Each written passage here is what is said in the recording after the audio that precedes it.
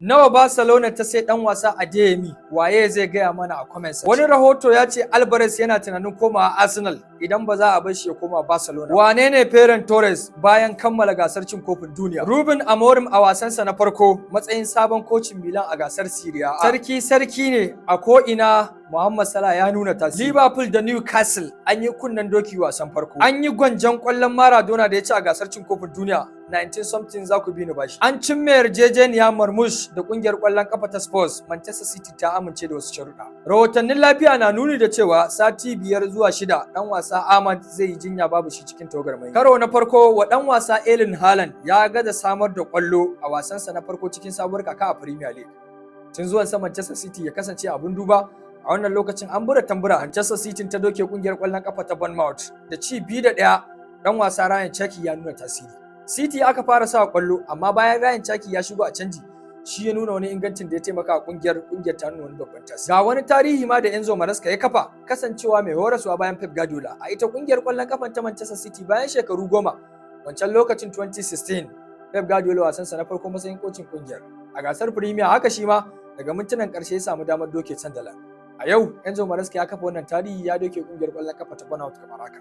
Abin kamar an tsara an rubuta amma wani tasirin da zai kasance abin duba mafarin lissafin tafiyar Enzo Maresca. Adeyemi ne ya fara samar da kwallon wa Barcelona suka doke Elche da ci 5-0. Rafinha ya ci kwallo 2, Fermin Lopez ya ci kwallo 2, Gordon a canji ya shigo kuma ya bada taimakon cin kwallo 2.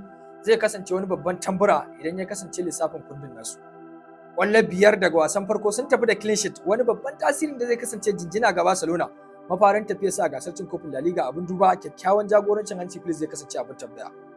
Ko da babu center forward, Barcelona zai kasance sun nuna tasiri da kwallo 5 din da suka sai kace abin san barka, amma zai kasance abin duba. Mun ga Rafinha yayi salon murnar cin kwallon Alvarez. Kiranye ne ko kuma janyo hankali idan mun haɗe da ku a teburin fara'inka wani batu akan Alvarez da kuje inda yake ciki. Wani rahoto ne ke nuni da cewa tunda ita Atletico Madrid ba ta ba da dan wasan zuwa Barcelona ba, dan wasan na tunanin maybe yayi duba da offer da Arsenal take kawowa. Damar rahotanni sun tabbatar kwanakin baya Arteta kocin Arsenal yana kallon ɗan wasan a matsayin babban zaɓin da zai iya taimaka masa. Don haka yanzu ba mamaki Alvarez zai iya la'akari da hakan domin ya samu damar barin kungiyar ƙwallon kafa ta Atletico Madrid. Yau magoya baya har ihu suka yi masa, hakan na nuna cewa an fusata da shi, ɗan wasan zai kasance cikin wani ne rashin jin daɗi. Hakan ka iya boosting ɗin ɗan wasan.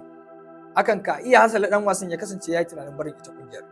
Amma dai zai kasance abin duba da kuma abin tambaya ina makomar Alvarez a wannan kakar a Atletico Madrid, Arsenal ko Barcelona. To amma fa makomar Shaq Ferran Torres ya nuna tasiri bayan ya shigo a canji wasansa na farko ga PSG.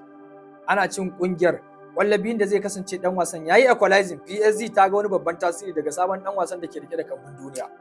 Ferran Torres din da ya kasance ya samar da kwallon zinare bayan kammala gasar cin kofin duniya saga transfer. Barinsa Barcelona yanzu ya koma PSG, wani tasiri daga wasan farko zai kasance abin tunawa. Kamar dai hakan sai ya kasance abin tunawa ga Egyptian King cikin sabuwar kakar da ya tsinci kansa a sabon league. Ya nuna wani tasiri da samar da kwallabin da suka taimaka kungiyar tasa. Daga can taki zai kasance wani mafarin lissafin da za mu fara duban manyan wasanni irin su Victor Osimhen ga Muhammad Salah ya shigo cikin jerin. Mabambantan 'yan wasan da zai kasance a wannan lokacin an buga tambura wane ne zai tafi da gasar. Egyptian King yana shirin bada gudu. Kamar haka dai kungiyar kwallon kafa ta Liverpool a filin wasa na Selhurst Park suke kunnen doki da Newcastle. Yayin da ya kasance Liverpool ce ke bayan Newcastle da ci 2-1 daga mintunan karshe ya kasance sun samu penalty. Szoboszlai shine ya ba su kyakkyawar dama ya farke kwallon daga bugun penalty da ya kasance Liverpool ta tsira da maki 1. Zuwa wannan lokacin cikin manyan kungiyoyin Premier guda 6 zamu iya cewa kawai Manchester City da Arsenal ne suka samu nasarar lashe maki 3. Manchester United doke su aka yi, haka zalika kungiyar kwallon kafa ta Liverpool gashi ta yi kunnen doki. Sannan kungiyar kwallon kafa ta Tottenham ita ma haka ta yi rashin nasara. Daga wasan gobe zai kasance zabi alansu. Nasarar da su zama abin duba idan Chelsea ta fafata a Monday night ya makomar manyan kungiyoyin shirin Premier League. Abin tambaya Liverpool ta fara da kunnen doki. Hotannin lafiya ne suka tabbatar da cewa dan wasa Ahmad zai shafe akalla mako 5 zuwa 6 yana jinya kafin ya dawo cikin rukunin Manchester United. Kowa ya sani dan wasan ya samu rauni bayan nan bayan an kammala gasar cin kofin duniya ko kuma bayan tawagarsa sun fito. Daga tunanin Manchester United zai kasance abin duba cikin sabuwar kaka za su fara ba tare da wani kalubalen ciwo ba sai hakan ya fara akan dan wasa. Zuwa wannan lokacin zai kasance shi dan wasa Ahmad zai shiga cikin jerin masu yin jinya a tawagar Manchester United ba mamaki kafin dawowarsa wani babban tasiri cikin sabbin cinikayyar Manchester United.